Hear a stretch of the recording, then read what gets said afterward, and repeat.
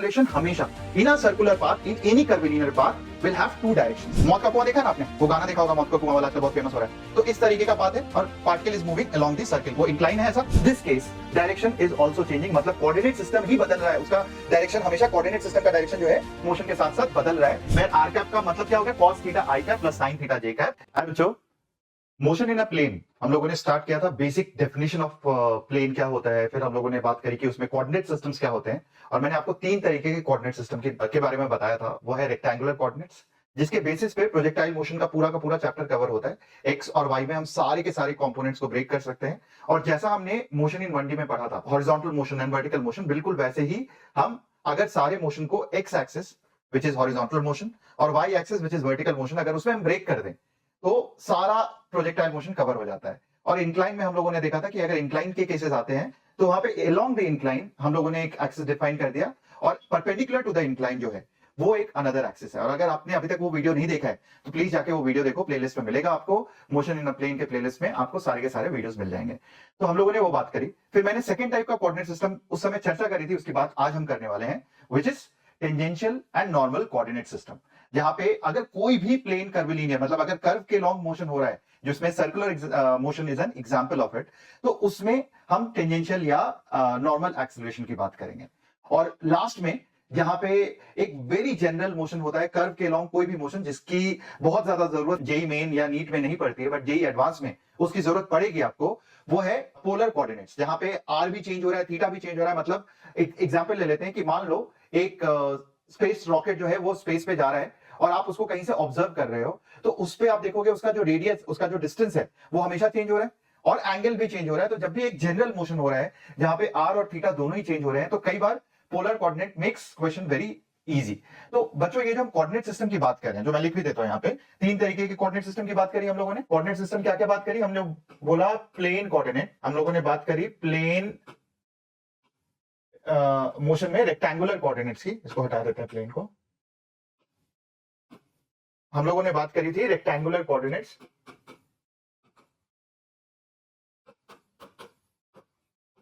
जहां पे सारी चीजें आपने किस में कन्वर्ट कर दी, एक्स एंड वाई में, और आपने यहां पे बेसिकली अगर ये वाई एक्सिस है, ये एक्स एक्सिस है, सारा मोशन जो है आपने इसमें कन्वर्ट कर दिया। या तो ऐसा दिख रहा था, या इंक्लाइन में अगर आपने देखा होगा तो आप इस तरीके का दिख रहा था, मतलब कि आप दो एक्सिस, किसी भी एक को एक्स और उसका परपेंडिकुलर डायरेक्शन वाला जो कंपोनेंट है उसको आपने वाई एक्सिस बोल दिया, तो आपके पास ये रेक्टेंगुलर कोऑर्डिनेट सिस्टम है। This is how we dealt the entire projectile motion, मतलब हमने सारा का सारा प्रोजेक्टाइल मोशन केवल इन दो बेसिस पे हमने पूरा का पूरा डील किया था। सेकेंड टाइप का कोऑर्डिनेट सिस्टम जो आज हम बात करेंगे वो है normal and tangential direction. Normal और टेंजेंशियल डायरेक्शन का मतलब है, मान लो एक कोई इन जनरल मोशन हो रहा है, और अभी हम इसको डिटेल में बात करेंगे, तो यहां पे it is always useful to use two types of direction, एक टेंजेंशियल टू द कर्व और एक नॉर्मल टू द कर्व। तो किसी भी पॉइंट पे अगर आप ले लोगे, इस जगह पे अगर आप देखोगे तो ये टेंजेंट हो गया, ये नॉर्मल टू द कर्व हो गया। अगर हम इन डायरेक्शंस की बात करते हैं तो इसको हम बोलते हैं नॉर्मल और टेंजेंशियल डायरेक्शन, जिसको हम टेंजेंट, जो कि नाम बता भी रहा है, टेंजेंशियल डायरेक्शन इसको बोलेंगे, जो कि कर्व के टेंजेंट हो, और जो उसके परपेंडिकुलर होगा 90 डिग्री पे उसको हम नॉर्मल डायरेक्शन की बात करेंगे। ठीक है, तो यहां पे ये क्या हो गया, ये हो गया टेंजेंशियल, और ये क्या हो गया, ये हो गया नॉर्मल डायरेक्शन। तो हम इसकी बात करेंगे। अब तीसरी चीज होती है पोलर कोऑर्डिनेट्स, और पोलर कोऑर्डिनेट्स का मतलब है जहां पे आर और इन जनरल अगर हम मोशन की बात करते हैं, इन जनरल मोशन की बात करते हैं, यहां पे आर भी चेंज हो रहा होता है, थीटा भी चेंज हो रहा होता है। ये किसी भी पॉइंट पे अगर आप देखोगे तो आर थीटा अगर चेंज हो रहा है तो वहां पे हम पोलर कोऑर्डिनेट्स की बात करते हैं। And it is very important कि जब आप कोऑर्डिनेट सिस्टम को अच्छे से समझ लेते हो तो आपकी जो प्रॉब्लम सॉल्विंग स्किल्स है वो ज्यादा बेटर हो जाते हैं, डेवलप हो जाते हैं, because usually choice of right coordinate system in the right problem will make the problem solving much easier। मतलब जो आप प्रॉब्लम सॉल्व कर रहे होते हो उसका आसान करने का तरीका होता है right choice of coordinate system, और ये बहुत इंपॉर्टेंट है। ठीक है, तो ये कैसे आएगा, अब एक सवाल आता है आपके दिमाग में, ये प्रैक्टिस से आएगा बच्चों। फिजिक्स में एवरीथिंग कम्स फ्रॉम प्रैक्टिस।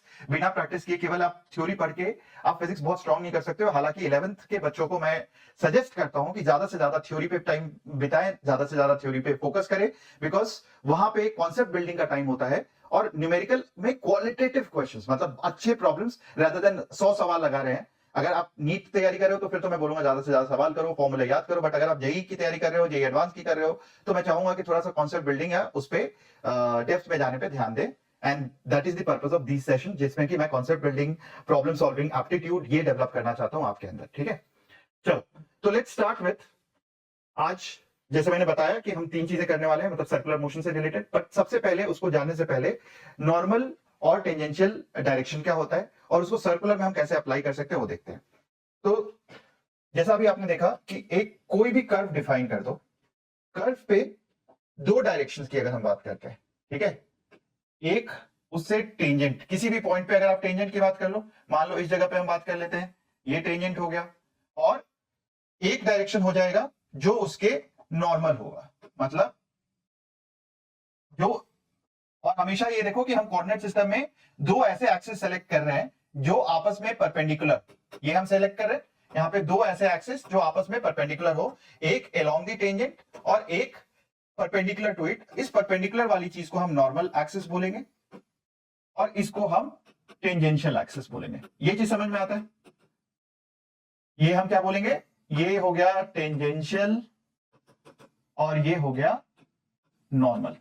ठीक है, अब यहां पे पते की बात देखो बच्चों, और इंपॉर्टेंट चीज टू ऑब्जर्व कि जैसा एक्स और वाई एक्सिस की हम बात कर रहे थे, एक्स और वाई एक्सिस जो है वो चेंज नहीं हो रहा था। मतलब अगर आपने देखा एक्स और वाई एक्सिस, ये एक्स एक्सिस है, ये वाई एक्सिस है, तो ये जो डायरेक्शन है ये नहीं बदल रहा था, ये पूरे मोशन में ये डायरेक्शन एक्स यही रहेगा, वाई यही रहेगा। ठीक है, लेकिन यहां पे आप देखो इंटरेस्टिंगली टेंजेंशियल और नॉर्मल डायरेक्शन दोनों बदल रहे हैं। इस कर्व पे इस पॉइंट की अगर हम बात करें तो इस पॉइंट पे टेंजेंट का डायरेक्शन इधर है, वेरे इस पॉइंट पे टेंजेंट का डायरेक्शन इधर है, और नॉर्मल इधर अंदर की ओर आ रहा है इस डायरेक्शन में, और यहां पे नॉर्मल जो है इधर की ओर अंदर की ओर जा रहा है इस डायरेक्शन में। And therefore direction of normal and direction of tangent changes as the motion progresses. मतलब कि ये जो डायरेक्शन है ये डायरेक्शन भी कांस्टेंट नहीं है, डायरेक्शन भी बदल रहा है। ये चीज ऑब्जर्व हो रहा है, जैसे यहाँ पे x ये फिक्स्ड है, y फिक्स्ड है। प्लेन पे जब हमने इंक्लाइन पे किया था तो उस पे x ये था, y ये था और ये भी फिक्स था। मतलब मोशन कैसे भी हो, मोशन इस तरीके से हो, मोशन जैसे भी हो, ये वाला डायरेक्शन हमेशा फिक्स था, ये चेंज नहीं हो रहा था। जबकि यहाँ पे टेंजेंट और नॉर्मल दोनों ही समय के साथ, कर्व के साथ अपना डायरेक्शन, दिशा बदल रहे हैं। ये चीज समझ में आता है? अब इसी चीज को सर्कुलर मोशन से समझने की कोशिश करते हैं कि अगर मैं सर्कुलर मोशन की बात करता हूं, मान लो एक पार्टिकल है सर्कुलर में ट्रैवल कर रहा है। सर्कुलर का मतलब है, कई बार आपने देखा होगा रोड पे इस तरीके से गोल चक्कर आता है और उसके चारों ओर आप मूव करते हो, ये एक सर्कुलर मोशन हो गया।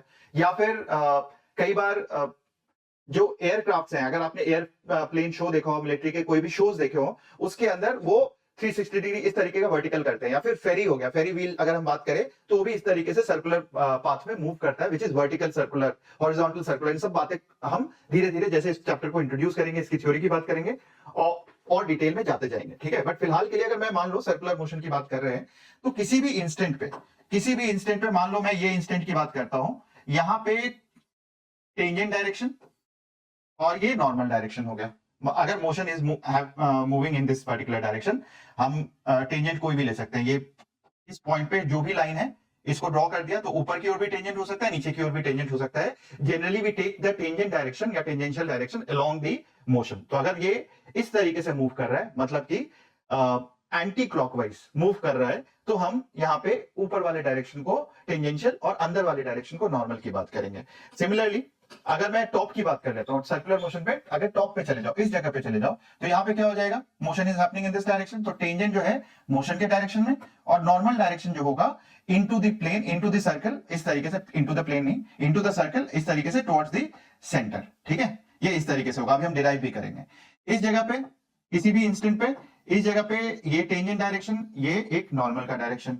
इस जगह पे अगर हम बात कर लें तो ये टेंजेंट का डायरेक्शन, ये नॉर्मल का डायरेक्शन, अज्यूमिंग कि मोशन जो है इस तरीके से हो रहा है। आप कोई भी, हालांकि टेंजेंट का डायरेक्शन इधर भी ले सकते हो, इधर भी ले सकते हो, ये आपकी मर्जी है। जैसे हमने बोला था एक्स में, आप इधर भी एक्स ले सकते हो, इधर भी एक्स ले सकते हो, वो आपकी मर्जी है, उसके हिसाब से प्लस या माइनस डिफाइन करोगे। तो ये आपका टेंजेंट या नॉर्मल हो गया। ये आपको क्लियर समझ में आता है कि इस तरीके से हमने टेंजेंट या नॉर्मल डिफाइन किया। और आप देखो यहाँ पे इस डायरेक्शन में जो नॉर्मल है वो किधर की ओर है, वो इस डायरेक्शन में, मतलब कि नेगेटिव डायरेक्शन में है। अगर मैं इसको x बोलता हूं तो ये नेगेटिव x में है, जबकि इस जगह पे ये पॉजिटिव एक्स में है, तो नॉर्मल का डायरेक्शन और टेंजेंट का डायरेक्शन बदल रहा है। ये चीज यहां तक ये सबको समझ में आ गया ना? तो ये बहुत इंपॉर्टेंट पॉइंट है, टेंजेंट और नॉर्मल का डायरेक्शन बदलता है इन कर्विलिनियर पाथ, वो कांस्टेंट नहीं रहता। मतलब रेक्टेंगुलर कोऑर्डिनेट में डायरेक्शन फिक्स था, ये आप नोट भी कर सकते हो। रेक्टेंगुलर कोऑर्डिनेट में डायरेक्शन वाज, मोशन का डायरेक्शन की हम बात नहीं कर रहे, मोशन तो डायरेक्शन बदल रहा है, लेकिन कोऑर्डिनेट डायरेक्शन जो हमने कोऑर्डिनेट सिस्टम किया है उसमें direction was always fixed. But here in this case direction is also changing, मतलब कोऑर्डिनेट सिस्टम ही बदल रहा है, उसका डायरेक्शन हमेशा कोऑर्डिनेट सिस्टम का डायरेक्शन जो है मोशन के साथ साथ बदल रहा है। लेकिन एक चीज जो कांस्टेंट है, always normal and tangent are perpendicular to each other, always normal and tangent are perpendicular to each other, ये नहीं बदल रहा है। मतलब नॉर्मल और टेंजेंट हमेशा ही आपस में परपेंडिकुलर है एक दूसरे के, वो कॉन्सेप्ट नहीं बदल रहा है। अब डिराइव करके देख लेते हैं बच्चों कि हम जो भी बात कर रहे हैं उसका मतलब क्या होता है in case of a circular motion. ठीक है, तो सर्कुलर एक सर्कल लेते हैं और वहां पे चीजों को डिराइव करने की कोशिश करते हैं। मान लो एक एक्सिस है ये, और यहां से एक पॉइंट हमने डिफाइन किया एट एन एंगल थीटा। मान लो ये पी पॉइंट डिफाइन किया, ये क्या है रेडियस, इसको बोल देते हैं आर, एंड देयरफॉर अगर मैं इसका कंपोनेंट लूं तो ये कितना हो जाएगा, थीटा के बगल वाला कॉस, आर कॉस थीटा, और वाई कंपोनेंट क्या हो जाएगा, आर साइन थीटा, ये वाला जो हमने ये वाला ड्रॉ किया है। हम रेक्टेंगुलर कोऑर्डिनेट से टेंजेंशियल एंड नॉर्मल में शिफ्ट करेंगे, बट धीरे धीरे देखते हैं एक बार। तो हमने क्या बोला था, रेक्टेंगुलर कोऑर्डिनेट में अगर मैं पोजीशन वेक्टर पी, ये ओ है, तो ओपी को डिफाइन करता हूं तो क्या हो जाएगा, पोजीशन वेक्टर जो है वो इस तरीके से डिफाइन हो जाएगा, R cos theta I cap plus R sine theta J cap, इस तरीके से पोजीशन वेक्टर डिफाइन हो जाएगा, जो अभी हमने बिल्कुल स्टार्ट में मोशन इन द प्लेन में स्टार्टिंग में बात करी थी कि किस तरीके से हम किसी का भी पोजीशन वेक्टर डिफाइन कर सकते हैं, हमने कर दिया। अब यहाँ पे आर क्या है, आर कांस्टेंट है, तो मैं कांस्टेंट चीज को बाहर कर देता हूं, और ब्रैकेट में क्या आ जाएगा, cos theta I cap plus sine theta J cap, ये इस तरीके से आ जाएगा। Now look at this, bracket में जो चीज लिखी हुई है इस चीज को केयरफुली हम ऑब्जर्व करते हैं, इस पूरी चीज को हम एक बार केयरफुली ऑब्जर्व करने की कोशिश करते हैं कि इसका मतलब क्या हुआ, sign theta I cap plus cos theta J cap का मतलब क्या हुआ। तो सबसे पहले इस चीज को करने के लिए let's look at cos theta I cap. ठीक है, cos theta I cap plus sine theta J cap. ठीक है, अब ये जो है ये क्या है, अगर मैं इस केवल इस वेक्टर की बात करता हूं तो क्या ये यूनिट वेक्टर है, देख लेते हैं। यूनिट वेक्टर का डेफिनेशन क्या होता है कि अगर this square plus this square is equal to 1, मतलब यूनिट वेक्टर वही होता है ना जिसका magnitude should be equal to 1। तो अगर मान लो इसको कोई एक वेक्टर नाम दे देते हैं, मान लो इसको हम आर कैप बोल देते हैं। ठीक है, आर कैप बोलते थे, कैप का मतलब होता है यूनिट वेक्टर। तो हमने इसको टोपी पहना दिया, अब ये इसका मैग्नीट्यूड देखते हैं। इसका मैग्नीट्यूड क्या हो जाएगा बच्चों, इसका मैग्नीट्यूड हो जाएगा कॉस स्क्वायर थीटा, क्योंकि ये एक मैग्नीट्यूड हो गया एक्स की ओर और ये मैग्नीट्यूड हो गया वाई की ओर, तो cos square theta plus sine square theta का under root, and this is equal to 1। तो इसका मतलब इसका मैग्नीट्यूड 1, तो मैं बोल सकता हूं this is a unit vector, this is a unit vector. ठीक है, परफेक्ट। यूनिट वेक्टर क्यों, क्योंकि इसका मैग्नीट्यूड कितना है, इसका मैग्नीट्यूड 1 है। अब इसका डायरेक्शन क्या है, ऑब्वियसली हमने डायरेक्शन इसके अलोंग लिया है, क्योंकि ये तो कांस्टेंट है, ये तो मैग्नीट्यूड है, आर इज कांस्टेंट, तो ये मैग्नीट्यूड है, तो इसका डायरेक्शन क्या हो जाएगा, इसका डायरेक्शन हो जाएगा अलोंग द रेडियल, मतलब ओपी जो है उस डायरेक्शन में जा रहा है, एंड देयरफॉर मैं ये बोल सकता हूं, मैं इस पूरी चीज को लिख सकता था R into R cap, where R cap का मतलब क्या हो गया, cos theta I cap plus sine theta J cap. यहां पे ये जो वेक्टर है ये क्या हो गया, दिस इज अ वेक्टर जिसका मैग्नीट्यूड, अगर जो 12th के बच्चे होंगे और रिपीटर बच्चे होंगे तो आप इस चीज को अप्रिशिएट करोगे जो आपने टॉर्क में पढ़ा था, एन कैप। एन कैप क्या था, एक यूनिट वेक्टर था विच इज परपेंडिकुलर टू, जिससे भी हमने क्रॉस मल्टीप्लाई किया था, बट जो बच्चे 11th में अभी रहने दो, इग्नोर कर दो। ठीक है, तो R cap magnitude is equal to 1 and direction along the radius vector. मतलब जो भी हमने रेडियल डायरेक्शन लिया है किसी भी पॉइंट पे, अगर थीटा यहां नहीं होके, मान लो अगर थीटा जो है वो इस जगह पे नहीं होके, थीटा जो है वो कुछ इस जगह पे होता, ठीक है, तो इस डायरेक्शन में हम बात कर रहे होते, तो हम बेसिकली इस डायरेक्शन में बात कर रहे थे, इसको इस तरीके से, है ना, तो ये रेडियस हमारा वेक्टर हो जाता, इस डायरेक्शन में ऐसे हो जाता। सो क्लियरली अगर ये हो जाता हमारा, थीटा की जगह अल्फा हो जाता, तो बेसिकली ये समझ में आ गया कि भाई रेडियल वेक्टर जो होता है या रेडियस के अलोंग जो वेक्टर होता है उसको हम बोलते हैं radial vector. So this is known as, ये इसको हम बोलते हैं radial vector which is along the radius, मतलब कि हम ओपी या ओआर जो भी हमने डिफाइन किया उसके अलोंग हम उसकी बात कर रहे होते हैं, वो रेडियल वेक्टर होता है। अब हम इसको डिफरेंशिएट करते हैं बच्चों, ठीक है, डिफरेंशिएट करते हैं क्योंकि हमें पता है कि आर का डिफरेंशिएशन वेलोसिटी होता है, तो हम यहां लिख लेते हैं velocity vector is equal to dr by dt। ये तो हमने पढ़ा हुआ है concept motion in a plane में, नहीं देखा तो वापस से वीडियो देख लो।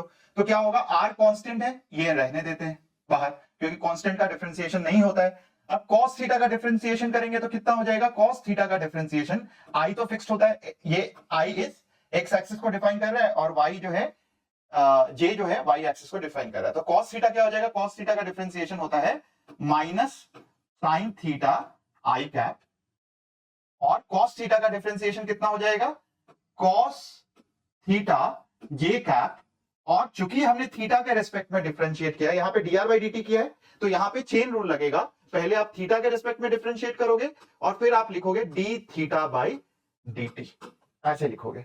ये चीज समझ में आता है, sine d of dt sine of theta, इसका डिफरेंशिएशन कैसे करेंगे, d sine theta by dt multiplied by dt by, मतलब यहां पे sorry d theta multiplied by d theta by dt।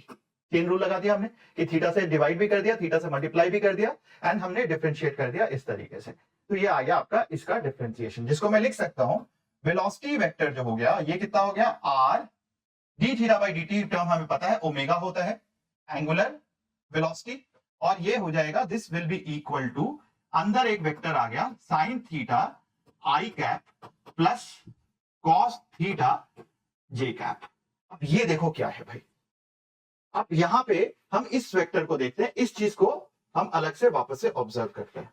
जिन बच्चों को पता है आप डायरेक्टली स्किप कर सकते हो, वीडियो है आप डायरेक्टली स्किप कर सकते हो क्वेश्चंस पे, और आप थ्योरी को इग्नोर कर सकते हो, बट जिनको नहीं पता है प्लीज ध्यान से इस थ्योरी को देखिए, because this theory is very critical in actually understanding any curvilinear motion. Curvilinear motion कहां कहां आएगा, सर्कुलर में आएगा, हॉरिजॉन्टल सर्कुलर, वर्टिकल सर्कुलर, फिर रोटेशन मोशन में भी कर्विलिनियर आएगा, और इस कॉन्सेप्ट को आप कहीं भी अप्लाई कर सकते हो, because this is the basic fundamental concept of introducing any motion along the curve, ठीक है। तो अब आप देखो यहां पे हम इस चीज को मान लो एक वेक्टर बोल देते हैं थीटा कैप, हम एक वेक्टर बोल देते हैं थीटा कैप, इस चीज को, इस चीज को जो हमने ब्रैकेट के अंदर लिखा हुआ है, minus sine theta I cap plus cos theta J cap.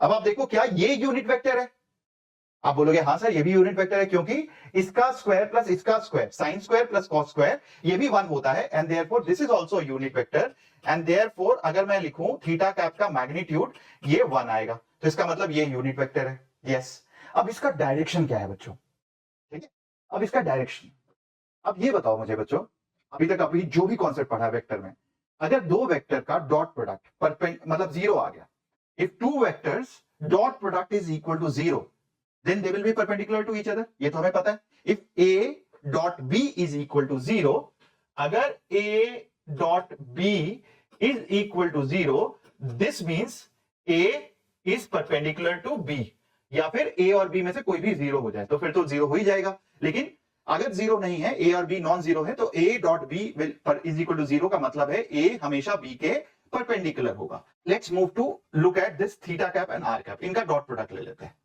Are cap dot theta cap कितना हो जाएगा, देखिए जरा, अगर हम cos theta I cap plus sine theta J cap dot minus sine theta I cap plus cos theta J cap, कितना हो जाएगा बच्चों, जल्दी से करके बताओ।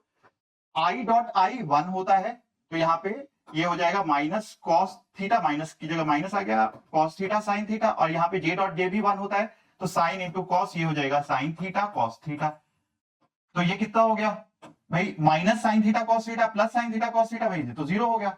तो इसका मतलब ये जो दो वेक्टर लिखे हमने, एक रेडियस के अलोंग और एक वेलोसिटी के अलोंग, ये क्या है, आपस में परपेंडिकुलर है। And this is again motion in a plane में भी हमने डिराइव किया था कि अगर दो वेक्टर, एक हमने आर की बात करी, एक वेलोसिटी की बात करी, तो जो वेलोसिटी वेक्टर है इसका डायरेक्शन, इसका मैग्नीट्यूड कितना हो गया, R omega. So this is magnitude, ये हम मैग्नीट्यूड की बात कर रहे हैं। और ये जो ब्रैकेट में लिखा है ये क्या हो गया, ये हो गया डायरेक्शन। और इसका डायरेक्शन क्या है, इसका डायरेक्शन है रेडियस के परपेंडिकुलर डायरेक्शन में।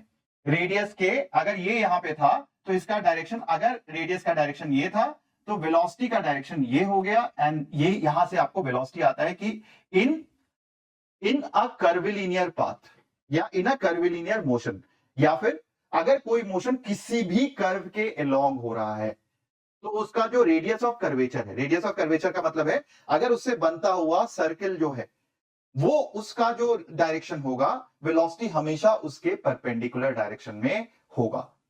एक बार फिर से रिपीट कर रहा हूं बच्चों, जब भी कोई मोशन एक कर्व के अलोंग होगा, जब भी एक मोशन कोई कर्व के अलोंग होगा, तो इस पे किसी भी पॉइंट पे, अगर मैं इस पॉइंट की बात करता हूं, तो इसका जो रेडियस होगा, मतलब अगर इससे बनता हुआ जो सर्कल है, इससे बनता हुआ इस जगह पे जो सर्किल है, जिसको हम एक बार, तो इससे बनता हुआ जो सर्किल है बच्चों, इसका जो रेडियस है ये वाला, मान लो ये रेडियस हो गया, ये और velocity will always be perpendicular to each other. Radius के हमेशा वेलोसिटी परपेंडिकुलर होगा। किसी भी कर्व पाथ पे, किसी भी इंस्टेंट पे जो वेलोसिटी होगा वो उसके रेडियस ऑफ कर्वेचर के हमेशा परपेंडिकुलर होगा। And this is a very important concept जो अभी हमने इंट्रोड्यूस किया। ठीक है, यहां तक सबको समझ में आया।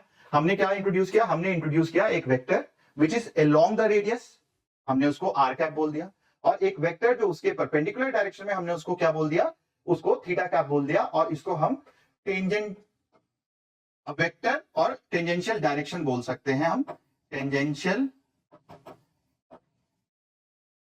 डायरेक्शन, और इसको हम रेडियल डायरेक्शन बोल सकते हैं।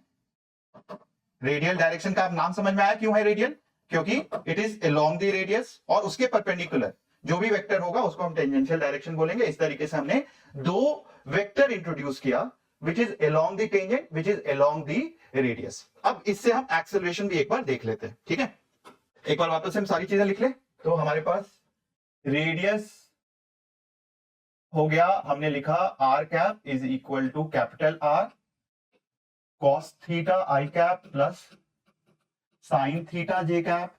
फिर हमने बोला velocity vector which is equal to R omega या R D theta by D T minus sine theta I cap plus cos theta J cap, ये लिखा। और हमने बोला कि भाई ये चीज जो है हम ऐसे सिंपल टर्म्स में आर कैप लिख सकते हैं, और इसको हम आर ओमेगा क्या लिख सकते हैं, थीटा कैप लिख सकते हैं, इस तरीके से। ठीक है, ऐसा लिख दिया हमने, जिसमें ये वाली चीज मैग्नीट्यूड, ये वाली चीज मैग्नीट्यूड, और ये दोनों डायरेक्शन बता रहे हैं। अब एक्सेलरेशन लिखते हैं, तो एक्सेलरेशन क्या हो जाएगा अगेन। अब एक्सेलरेशन में देखो ओमेगा, यहाँ पे आर कांस्टेंट है, ओमेगा जरूरी नहीं कांस्टेंट है, तो हम यहाँ पे एक्सेलरेशन जो होगा हम उसको लिखेंगे D V by D T, इस तरीके से एक्सेलरेशन लिखेंगे। ये कितना हो जाएगा, अब यहाँ पे दो वेरिएबल है, एक ये है और एक ये वाला टर्म है। तो आपको पता है अगेन यहाँ पे हम एक एक करके हम डिफरेंशिएट करेंगे, पहले इस टर्म को डिफरेंशिएट करेंगे, फिर हम इस टर्म को डिफरेंशिएट करेंगे। ठीक है, तो हम लिख लेते हैं, मतलब कि यहाँ पे ये वेरिएबल है, ये भी वेरिएबल है, क्योंकि डायरेक्शन आप देखो यहाँ पे डायरेक्शन बदलता है, इसीलिए because of the change it is a variable. जैसे आई कैप का डिफरेंशिएशन नहीं करते हो, बिकॉज आई कैप क्या है, कांस्टेंट डायरेक्शन है, मैग्नीट्यूड भी कांस्टेंट, डायरेक्शन भी कांस्टेंट, इसलिए डिफरेंशिएशन उसका 0 हो जाएगा। मतलब हम डिफरेंशिएट करते ही नहीं आई कैप को, और उसे जो अटैच टर्म है हम केवल उसको डिफरेंशिएट करते हैं। अगर वो कांस्टेंट है तो 0 हो जाएगा, अगर वो वेरिएबल है तो उसको हम डिफरेंशिएट करेंगे। यहाँ पे थीटा भी डिफरेंशिएट होगा, ये भी डिफरेंशिएट होगा, क्योंकि ये वाला टर्म तो आपने अभी तक किया है डिफरेंशिएट। तो करके देखते हैं यहाँ पे क्या आएगा। पहला टर्म हमने केवल ओमेगा को डिफरेंशिएट किया, तो हो जाएगा आर, इसको हम ऐसे ही रहने देते हैं, D omega by D T plus R, इन इस दो टर्म को रहने देते हैं, D of this by D T. तो ये कितना हो जाएगा, ये टर्म तो क्लियर है कि हो जाएगा R D omega by D T को लिखते हैं हम अल्फा एंगुलर एक्सेलरेशन और इंटू थीटा कैप, ऐसे लिख लेंगे हम, angular acceleration into theta cap, और ये हो जाएगा आर ओमेगा। अब इसको डिफरेंशिएट करके देखते हैं बच्चों, ये हमारा अभी काम है कि हम इसको डिफरेंशिएट करें, कि ये वाला जो वेक्टर है इसको डिफरेंशिएट करके देखते हैं एक बार। तो ये क्या है,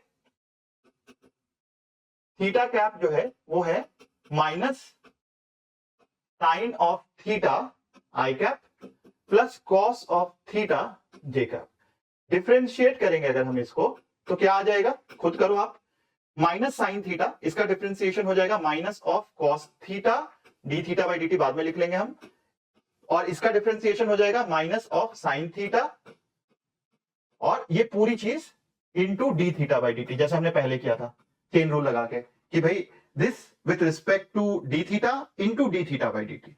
ठीक है, तो ये आप देखो क्या आ गया, ये आ गया माइनस, अगर हम बाहर ले लेंगे तो ये आ जाएगा cos theta I cap plus sine theta J cap D theta by D T. और ये जो टर्म है, अब आप देखो केवल दो ही वेक्टर आ रहे हैं डायरेक्शन में, एक है रेडियस के लॉन्ग और एक उसके परपेंडिकुलर। तो यहां पे आप ये देखो, ये क्या है, cos theta I cap plus sine theta J cap. आपने क्या लिखा था, आपने बोला था भाई ये आर कैप ही तो है, तो मैं यहां पे लिख सकता हूं this D theta by D T, इसका डिफरेंशिएशन मतलब इस चीज का थीटा कैप का डिफरेंशिएशन कितना हो जाएगा, ये हो जाएगा minus D theta by D T which is nothing but omega angular velocity, और ये कितना हो जाएगा, ये हमारे पास आर कैप आ जाएगा।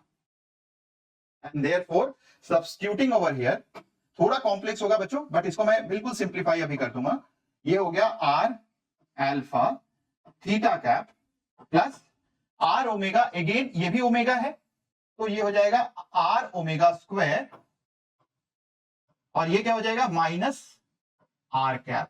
मतलब ये वाला जो मैग्नीट्यूड है ये किस डायरेक्शन में है, रेडियस के नेगेटिव डायरेक्शन में। ठीक है, और ये आपने पढ़ा भी होगा कहीं ना कहीं, और ये किस डायरेक्शन में है, ये आप देखो कि टेंजेंट के डायरेक्शन में है। तो इसका मतलब ये हुआ कि अगर मैं इस पूरी चीज को सर्कुलर मोशन से वापस से डिफाइन करता हूं, let's define it using circular path.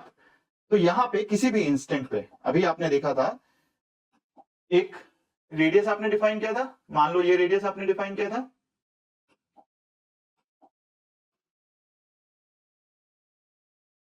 यहां पे वेलोसिटी तो डिफाइंड है। अब एक्सेलरेशन देखो, दो डायरेक्शन है एक्सेलरेशन, एक है टेंजेंट के लॉन्ग, एक एक्सेलरेशन किधर की ओर है, एक एक्सेलरेशन है इसका इधर की ओर, ये हम बोल देते हैं एक्सेलरेशन टेंजेंट, और एक एक्सेलरेशन है वो इधर की ओर है और इसको हम बोल देते हैं एक्सेलरेशन नॉर्मल या रेडियल, जो भी आप बोलना है, रेडियल बोल दो नॉर्मल बोल दो, एक ही बात है। This is along this direction, क्योंकि नेगेटिव साइन ये इंडिकेट करता है कि अगर रेडियस का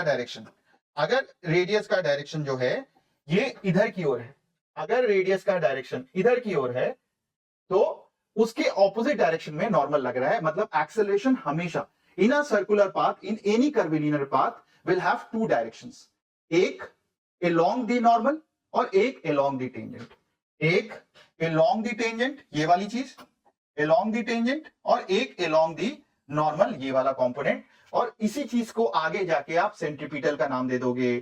ठीक है, और बहुत सारे नामों से आप जानोगे। ये नॉर्मल हो गया, इसका मैग्नीट्यूड कितना हो गया, इसका मैग्नीट्यूड हो गया A normal is equal to R omega square, magnitude की बात करते हैं। ए टेंजेंशियल क्या हो गया, ए टेंजेंशियल हो गया आर अल्फा। ठीक है, ये हो गया मैथमेटिकल बच्चों। अब इसको थोड़ा सा विजुलाइज करके देखते हैं। विजुलाइज करने का मतलब है कि ये दोनों आए कहां से। तो सिंपल सी बात है बच्चों, हमने plane curvilinear motion in a plane में हमने बात करी थी वेलोसिटी के डायरेक्शन की चेंज की। मतलब आप देखो किसी भी दो इंस्टेंट पे वेलोसिटी का जो डायरेक्शन है, मतलब यहां पे अगर वेलोसिटी इधर की ओर है और इस जगह पे वेलोसिटी जो है वो इधर की ओर है, तो ये अगर वेलोसिटी इधर था फिर थोड़ी देर के बाद वेलोसिटी जो है वो इधर हो गया, तो वेलोसिटी का मैग्नीट्यूड भी चेंज हो रहा है, हो सकता है, और मैग्नीट्यूड और डायरेक्शन भी बदल रहा है। डायरेक्शन क्योंकि ये वाला velocity vector initial velocity vector है, ये है फाइनल वेलोसिटी वेक्टर। तो आप देखो, आपने ये बोला था कि भाई ये v initial plus delta v is equal to v final, ये आ रहा है। तो यहां पे मैग्नीट्यूड का चेंज भी हो रहा है और डायरेक्शन का भी चेंज हो रहा है। तो इसीलिए इस डेल्टा वी क्या होता है, acceleration is equal to delta V by delta T, यही होता है। तो इसके दो कंपोनेंट होंगे, एक अलोंग दिस और एक परपेंडिकुलर टू दिस। तो इसके अलोंग इसका मैग्नीट्यूड बदल रहा है और जो परपेंडिकुलर डायरेक्शन पे जो वेक्टर है वो इसके डायरेक्शन को बदल रहा है। मतलब वेलोसिटी के साथ वाला, मतलब वेलोसिटी के मैग्नीट्यूड को जो बदल रहा है वो है टेंजेंशियल डायरेक्शन एक्सेलरेशन। तो मैं ये बोल सकता हूं tangential acceleration is acceleration due to change in magnitude, change in magnitude of velocity, and this is equal to change, this is due to the change in direction of velocity। मतलब आप ये देखो वेलोसिटी एक vector है और vector का magnitude भी होता है और डायरेक्शन भी होता है। उसके मैग्नीट्यूड के बदलने से टेंजेंशियल एक्सेलरेशन आया और उसके डायरेक्शन के बदलने से रेडियल एक्सेलरेशन या नॉर्मल एक्सेलरेशन आया। ये चीज यहां तक जो भी मैंने बताया इसको एक बार हम ओवरऑल समराइज करके देखें कि भाई नॉर्मल और टेंजेंशियल, और इसका मतलब यूनिफॉर्म में क्या हो जाता है। अगर हम यूनिफॉर्म की बात करते हैं, यूनिफॉर्म सर्कुलर मोशन, जो कि आप पढ़ते हो मोशन इन अ प्लेन में, यूनिफॉर्म सर्कुलर मोशन, इसका मतलब क्या हुआ। अगर मैं यूनिफॉर्म और मोशन की बात करूं तो इसका मतलब है एक ऐसा circular motion which is moving with constant speed.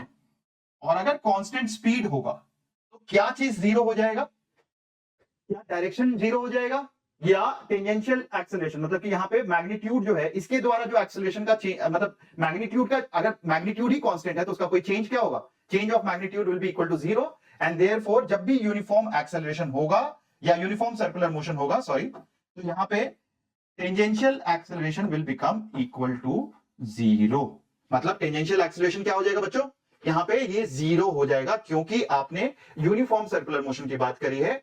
तो एक चीज अभी वापस से नोट करोगे कि सर्कुलर मोशन या कोई भी कर्व पाथ में डायरेक्शन हमेशा बदलेगा, डायरेक्शन तो बदलेगा ही बदलेगा। मतलब कोई भी कर्व पाथ ले लो, कोई भी इन जनरल कर्व पाथ की ले लो, यहां पे ये वेलोसिटी का डायरेक्शन तो यहां पे ये वेलोसिटी का डायरेक्शन तो यहां पे ये वेलोसिटी का direction, and therefore direction is always changing.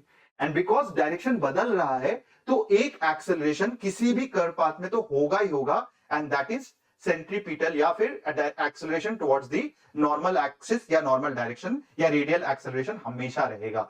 मतलब एक ऐसा एक्सेलरेशन जो ये वाला कंपोनेंट है ये कभी जीरो नहीं होगा इन अ कर्व लीनियर पाथ। मतलब अगर कोई चीज कर्व के लॉन्ग मूव कर रही है तो this acceleration will never be equal to zero. So this will never be zero if motion किसी इंस्टेंट हो सकता है, ठीक है, बट एक्सेलरेशन तो जीरो नहीं होगा कभी भी। So never be zero if motion is along curved path। ठीक है, ये चीज समझ में आता है। अब ये जो लिखा है ये क्या है भाई, तो ये हो गया टोटल एक्सेलरेशन। मतलब टोटल एक्सेलरेशन हमेशा एक कर्व पाथ में it will always B, curve path अगर हो रहा है तो टोटल एक्सेलरेशन जो होगा वो हमेशा और हमेशा वो क्या होगा, it will be a combination of normal and tangential. अगर यूनिफॉर्म सर्कुलर मोशन है तो ये टर्म जीरो हो जाएगा and total acceleration will be equal to only the normal या रेडियल एक्सेलरेशन। ठीक है, यहां तक सबको समझ में आ गया। अगर समझ में आ गया बच्चों तो please give me a thumbs up, like कर दो सेशन को, शेयर कर दो और सब्सक्राइब कर लो चैनल को, ताकि आपको ऐसे और सारे वीडियोस मिलते रहे और नोटिफिकेशन मिलती रहे कि कब कौन सा वीडियो आ रहा है। ठीक है, चलो सो अब इस पे हम कुछ सवाल करते हैं बच्चों। अगर आपको ये कॉन्सेप्ट चमक गए हैं तो let me go and do few questions. थोड़े बेसिक से क्वेश्चंस करते हैं। मान लो यहां पे हम यहां से स्टार्ट करते हैं। एक कार इज ट्रैवलिंग, एक इंक्लाइन प्लेन है और कार ट्रैवल कर रहा है अलोंग द हॉरिजॉन्टल सर्कल।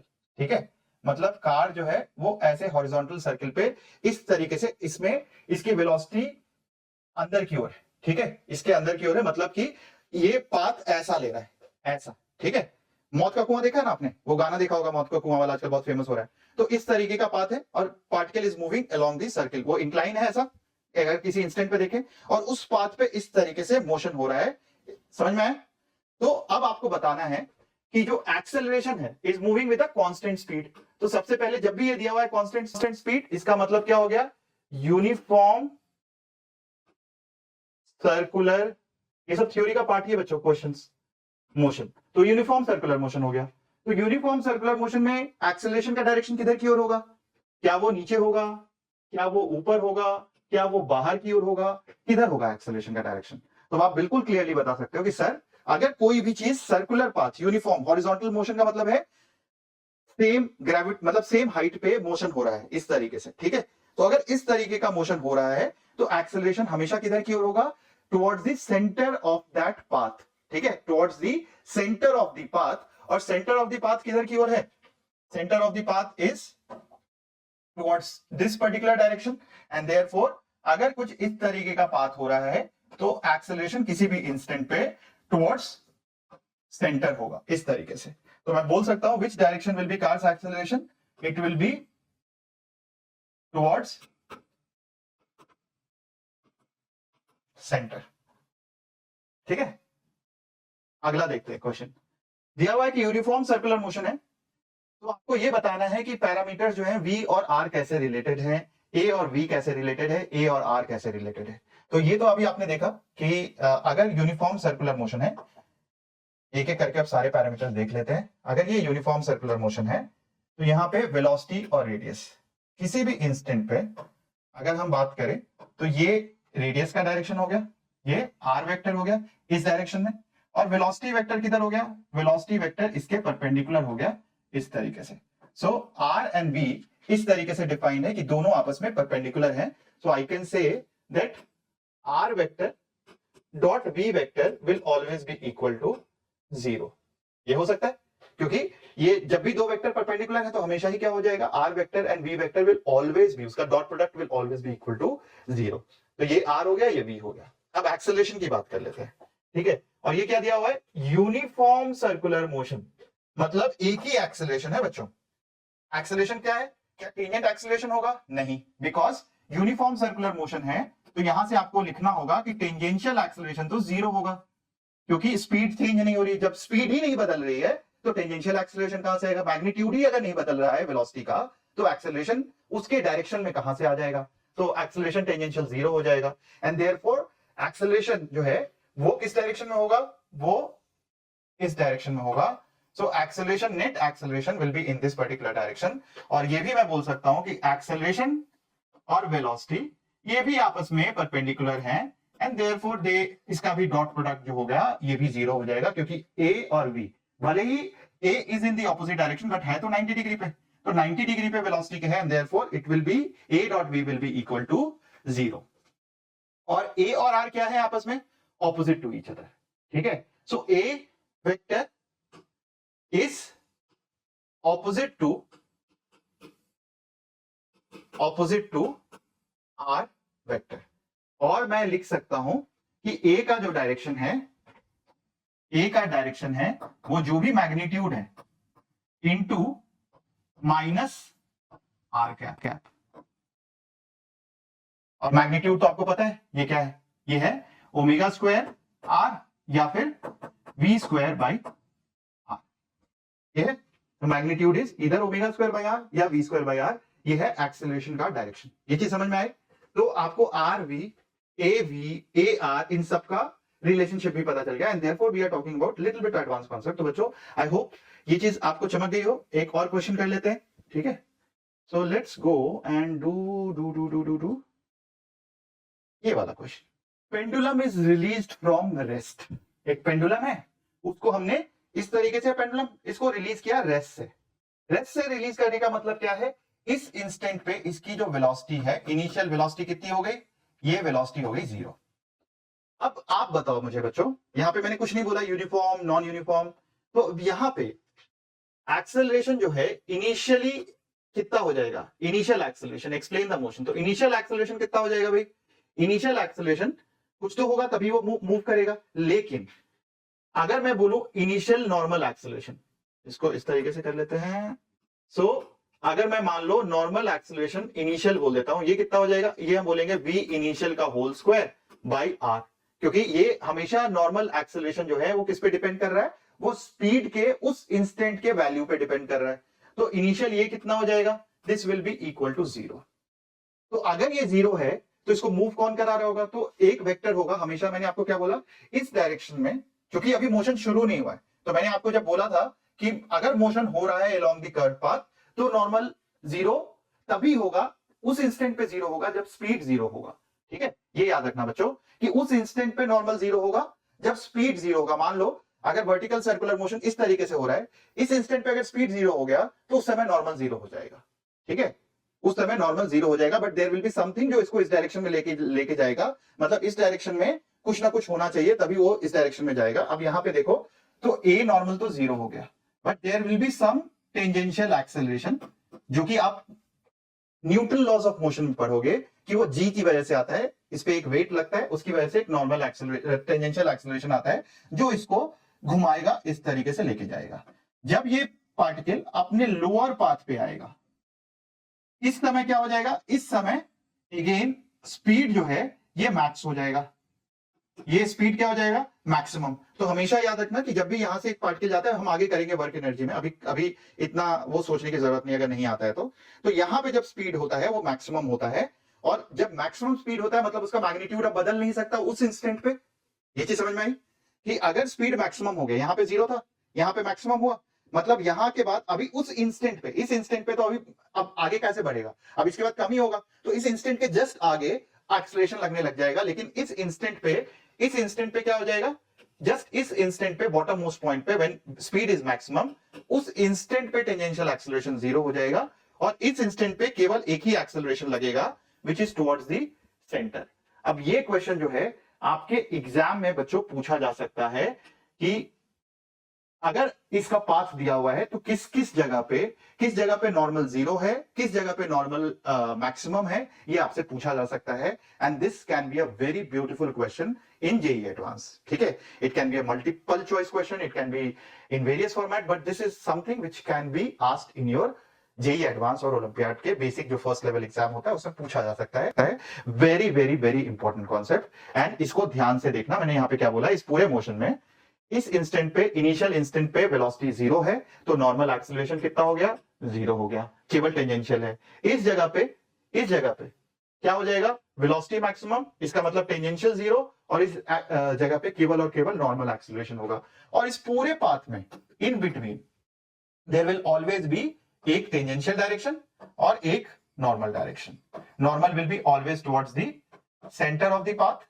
ठीक है, मतलब नॉर्मल हमेशा इधर की ओर होगा इस इंस्टेंट पे, और टेंजेंशियल होगा, मतलब यहां से यहां के बीच में देयर विल बी टेंजेंशियल की वैल्यू कम होती जाएगी, 0 हो जाएगा, और नॉर्मल की वैल्यू जो है बढ़ती चली जाएगी और मैक्सिमम हो जाएगा। और फिर इसके दूसरे साइड पे वैसा ही उसकी उल्टी कहानी शुरू हो जाएगी। ठीक है, टेंजेंशियल बढ़ता चला जाएगा, नॉर्मल कम होता चला जाएगा, और इस इंस्टेंट पे आके जब वो अपने मैक्सिमम एंड पे आएगा, यहां पे फिर से स्पीड 0 हो जाएगी। स्पीड 0 का मतलब है नॉर्मल एक्सेलरेशन 0, और यहां पे केवल और केवल टेंजेंशियल का डायरेक्शन बदल जाएगा। ठीक है, टेंजेंशियल का डायरेक्शन क्या हो जाएगा, वो बदल जाएगा, एंड वो वापस इसको इधर की ओर लेके जाएगा। तो this is how you have to define the motion, understand the motion.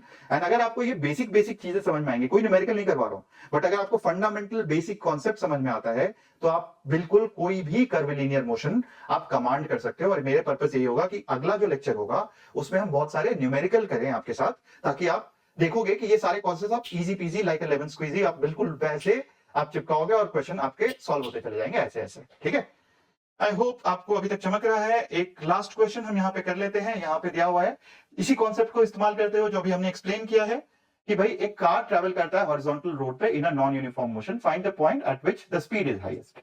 अब तो ये तो आपको समझ में आ गया भाई स्पीड कहां हाईएस्ट होगा। यहाँ पे सारा का सारा टेंजेंशियल है, मतलब इस जगह पे स्पीड 0 होगी, यहाँ पे तभी टेंजेंशियल है, क्योंकि यहाँ पे नॉर्मल तो है ही नहीं, तो नॉर्मल नहीं है तो स्पीड 0 होगा। और यहाँ पे टेंजेंशियल नहीं है, सारा का सारा नॉर्मल है, तो यहाँ पे स्पीड क्या होगा, मैक्सिमम हो जाएगा। तो यहाँ पे speed will be maximum, because ये आप खुद एक बार होमवर्क की तरह आप इसको डिटेल्ड आउट करके हर एक लेवल पे, यहाँ पे एक्सीलरेशन कैसा होगा, सो बेसिकली एक नॉर्मल होगा इधर की ओर और एक इसका टेंजेंशियल होगा कुछ, एंड देयरफॉर इसका एक्सेलरेशन का कंपोनेंट यहाँ पे है। यहाँ पे जीरो का मतलब क्या है कि कुछ इस तरीके का है कि यहाँ पे स्पीड भी जीरो हो गई, और यहाँ पे स्पीड जीरो है तो टेंजेंशियल भी जीरो है, मतलब वहां पे ना तो टेंजेंट लग रहा है ना आपका कोई भी चीज लग रही है, एक्सेलरेशन इज जीरो। ठीक है, तो आप इस पूरी चीज को, चारों ऑप्शंस को आप लोग थोड़ा डिटेल में स्टडी करो, and then write on the comment box कि आपको ये चीज समझ में आई, नहीं आई, कहां पे डिफिकल्टी आई। अगर आपको कोई भी एरिया है जहां पे आपको लग रहा है कि डिफिकल्टी फेस कर रहे हो और अभी भी थ्योरी समझने में दिक्कत आ रही है, तो आप कमेंट बॉक्स में डालो, ताकि उस चीज पे, केवल उस पर्टिकुलर एस्पेक्ट पे मैं और एक छोटा सा लेक्चर बना दूंगा, because this is something I have introduced, is not I am expecting for the feeble hearted, because generally अगर आप डर जाओगे कॉन्सेप्ट से तो आपके लिए नहीं होगा ये वाला कॉन्सेप्ट, बट जो लोग फाइट करना चाहते हैं वो आप प्लीज इसको एक बार ध्यान से देखिए। इस लेक्चर को नहीं समझ में आता कमेंट बॉक्स में डालिए, कोई बात नहीं, फिर से एक्सप्लेन कर दूंगा। ठीक है, और इसी तरीके से बहुत सारे और लेक्चर्स को जानने के लिए, देखने के लिए और समझने के लिए, फिजिक्स के कॉन्सेप्ट को इंटरेस्टिंग बनाने के लिए, अपने डेप्थ को एम्पलीफाई करने के लिए, अगर जो सोचने की जो शक्ति है उसको एम्पलीफाई करने के लिए, अगर आपको लगता है तो प्लीज सब्सक्राइब कर लो and keep following these lectures, so that 10-15 lecture के बाद आपकी फिजिक्स का कॉन्फिडेंस लेवल बिल्कुल अलग लेवल पे चला जाएगा। ठीक है, चलो बच्चों, all the best, looking forward to see you in my next lecture which will be more questions on circular motion. ठीक है, तो हॉरिजॉन्टल वर्टिकल अभी हम इंट्रोड्यूस नहीं करेंगे, वर्टिकल वर्क पावर एनर्जी के बाद इंट्रोड्यूस करेंगे। तो अभी हॉरिजॉन्टल सर्कल पे ही हम बहुत सारी चीजें करेंगे, which can be uniform, which can be non uniform. तो मैं अभी बात नहीं करा कि यूनिफॉर्म सर्कुलर मोशन में एक ही चीज डिफरेंट हो जाता है, which is tangential acceleration zero हो जाता है। ठीक है, और नॉर्मल जीरो हो सकता है only when speed is equal to zero. चलो बच्चों, ऑल द बेस्ट, मिलते हैं नेक्स्ट लेक्चर में।